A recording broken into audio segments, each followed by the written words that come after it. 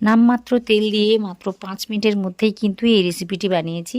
নানা রকম সবজি রয়েছে এই রেসিপির মধ্যে। এটা কিন্তু বাচ্চাদের টিফিন থেকে শুরু করে সকালের জল খাওয়াটা কিন্তু সহজেই খাওয়া যাবে। তো আজকের রেসিপিটি আশা করি আপনাদের ভালো লাগবে বা সহজ মনে হবে। যদি ভালো লাগে তাহলে আমার ভিডিওতে একটা লাইক দেবেন। নতুন কেউ হয়ে থাকলে অবশ্যই আমার চ্যানেলটিকে সাবস্ক্রাইব করে নেবেন, আর পাশে থাকা যে বেল আইকনটা থাকবে ওটাতে প্রেস করতে ভুলবেন না। এইভাবে আমাকে সাপোর্ট করবেন আর পুরো ভিডিওটি প্রথম থেকে শেষ পর্যন্ত দেখবেন। তো সবার আগে নমস্কার, কেমন আছেন সবাই? আশা করি ভালো আছেন। শুভ্র শান্তি ব্লগে আপনাদের সবাইকে স্বাগত জানাই, আমি শান্তি। তো রেসিপির জন্য আমি কি করেছি, 1 কাপের মতো প্রথমে বেসন নিয়েছি আর নিয়েছি 1 কাপের মতো চালের গুঁড়ো। তো ওটাকে নিয়ে ভালোভাবে মিশিয়ে নিচ্ছি। তারপর এখানে আমি পরিমাণ মতো জল দিয়ে খুব সুন্দর করে একটা ব্যাটার বানিয়ে নেব।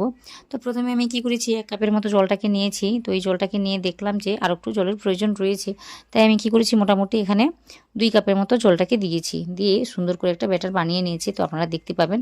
তো প্রথমে কিন্তু অল্প অল্প করে জলটাকে দিয়ে এই ব্যাটারটিকে তৈরি করে নিতে হবে, নাহলে কিন্তু ওই দোলা পাকিয়ে যেতে পারে।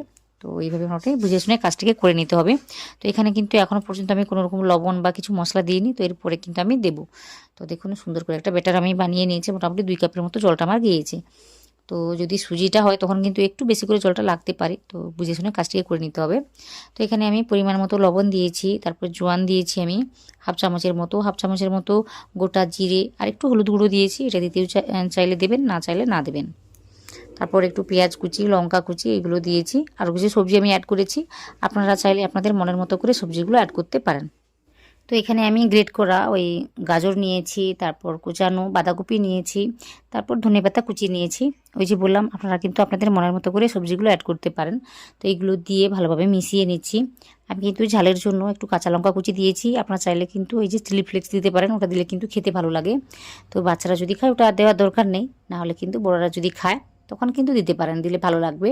তো সব কিছুকে দিয়ে ভালোভাবে মিশিয়ে নিয়েছি। মিশিয়ে নেওয়ার পর আমি হাফ চামচের মতো বেকিং সোডাটাকে দিচ্ছি।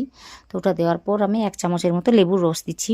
তো একটু বেশি করেও দেওয়া যায়, দিলে কিন্তু বেশ খেতে ভালো লাগে, তাই আমি দিয়েছি 1 চামচের মতো। দেওয়ার পর ভালোভাবে মিশিয়ে নিচ্ছি সব কিছুকে। নাহলে একটু চাট মশলাও দিতে পারেন, বা কি বলবো, আমচুর পাউডার এগুলো দিতে পারেন। তো এগুলো দিয়ে ভালোভাবে মিশিয়ে নিচ্ছি। এইভাবে মিশিয়ে নিতে হবে। তো মোটামুটি এখানে ব্যাটারটিকে ভালোভাবে তৈরি করে নিয়েছি। তো দেখতেই পাচ্ছেন কীভাবে আমি তৈরি করেছি। বেশি কিন্তু গাঢ় করে তৈরি করলে হবে না, বা খুব পাতলা করলে হবে না, ঠিক এইভাবে কিন্তু তৈরি করে নিতে হবে।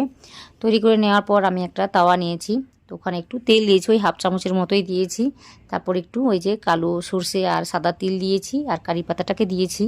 দিয়ে ওর মধ্যে আমি দিয়ে দেবো ওই যে ব্যাটারটিকে 1.5 চামচের মতো ব্যাটারটিকে দিয়ে আমি কি করব, একটু এইভাবে শেপটাকে দিয়ে দেব। দেওয়ার পর আমি উপর থেকে একটা ঢাকনা দিয়ে হতে দেব। ওই যে 2 মিনিটের জন্য কিন্তু হতে দিলেই হবে। তো এই সময় কিন্তু গ্যাসের ফ্লেমটাকে একদমই লো করে দিতে হবে। এইভাবে কিন্তু রান্নাটিকে করে নিতে হবে। তো দেখতেই পাচ্ছেন একটা ঢাকনা দিয়ে আমি হতে দেবো এই 1.5 থেকে 2 মিনিটের মতো। তো এই সময়টা কিন্তু দিতেই হবে, তাহলে পরে সুন্দর করে কিন্তু উপর দিক থেকে শুকনো শুকনো হয়ে যাবে।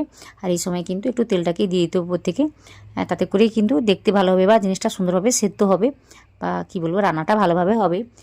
তারপর কিন্তু এইভাবে উল্টে দিতে হবে। তো এইভাবে রান্নাটিকে করে নিতে হবে। তো এইভাবে খোলা রেখে আমি এই পাশটা ঠিক রান্না করে নেব। তো ওটাকে মোটামুটি ওই 30 সেকেন্ডের জন্য রেখে দিলেই হবে, তাতে করে কিন্তু রান্নাটা সুন্দরভাবে হয়ে যাবে।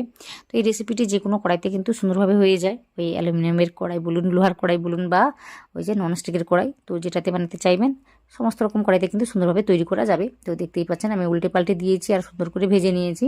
তো কালারটা দেখুন কত সুন্দরভাবে এসেছে। আমি একটু হলুদ দিয়েছিলাম, যার কারণে কিন্তু এত সুন্দরভাবে কালারটি এসেছে। তো আরও একটি আমি তৈরি করে দেখাচ্ছি। তো একই রকমভাবে হাফ চামচের মতো তেলটাকে দিয়েছি। দেওয়ার পর আবার ওই কালো সর্ষে, সাদা তিল আর একটু কারি পাতা দিয়েছি। তারপর এবারটিকে দিয়েছি। তো 1 চামচের একটু বেশি করেই আমি দিচ্ছি। দেওয়ার পর সুন্দর করে একটা শেপ দিয়ে দিচ্ছি। দেওয়ার পর ঢেকে দিচ্ছি আমি 2 মিনিটের জন্য কিন্তু রেখে দিলেই হবে। তো এইভাবে একদম লো ফ্লেম করে দিতে হবে, নাহলে কিন্তু নিচ থেকে পুড়ে যায়। তো এইভাবে রান্নাটাকে করে নিতে হবে। তো আমি এখানে একটু তেলটাকে দিচ্ছি, আপনারা চাইলে দিতেও পারেন, আবার নাও দিতে পারেন। ওই হাফ চামচ তেলেও কিন্তু এটা রান্না করা যায়, তাতে কিন্তু কোনো রকম অসুবিধা কিছু হয় না। তো দেখতেই পাচ্ছেন সহজেই কিন্তু এটাকে আমি উল্টাতে পারছি। তো এইভাবে কিন্তু কাজটি হয়ে যাবে।